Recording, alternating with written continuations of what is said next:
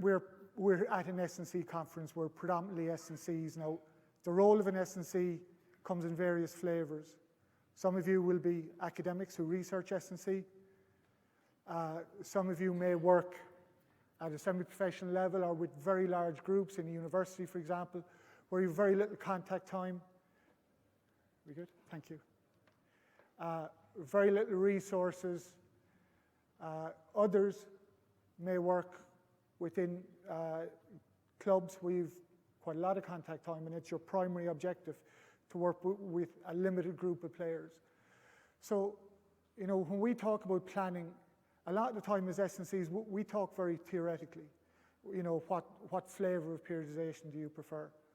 But then we go and we work, and most of the time when we're contracting, you're not planning, we're not planning. The head coach plans, we fit into what the head coach does. Yeah? So sometimes it feels that we're kind of waving our hands in the air, talking about all these, you know, fancy theories and coming up with fancy names for planning. But yet our role predominantly is to, how can I optimally supplement some other person's plan? So we don't, and it's just not something we tend to talk about. The terminology trap, I guess what I mean here is, there's so many different definitions of periodization now. I tend to use it, it depends, if you're coaching or if you're writing something. If I'm coaching, I use the word that the head coach uses. If the head coach calls it periodization, I call it periodization. If he calls it planning or she calls it planning, I call it planning.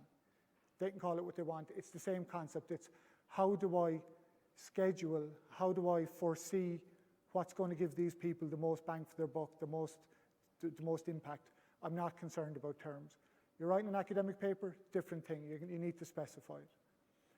Today, it's focused on practical S&C. Not going to get into the academic arguments. We'll have to flit over them, obviously.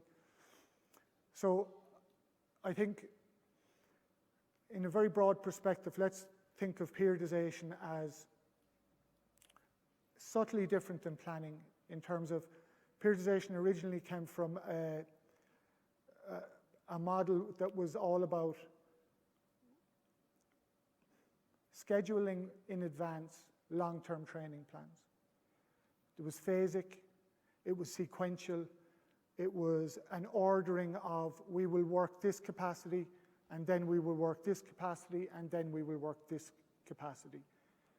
I think at the moment we don't need to be more precise than that. Let's just think of periodization as break it into periods, specifically focused, specifically time-framed, and so on.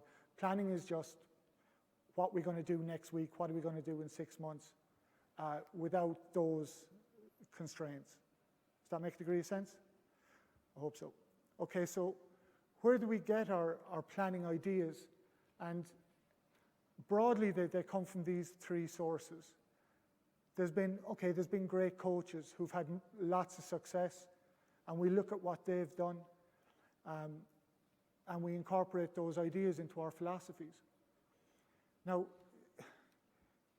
again, if you look at the real world, it's really complicated. Some sports are very strong in this. Endurance running, for example, pretty much never bothered with the periodization theory, and they followed what great coaches, Lydiard, so on, had done in practice, devoid of necessarily this greater theory.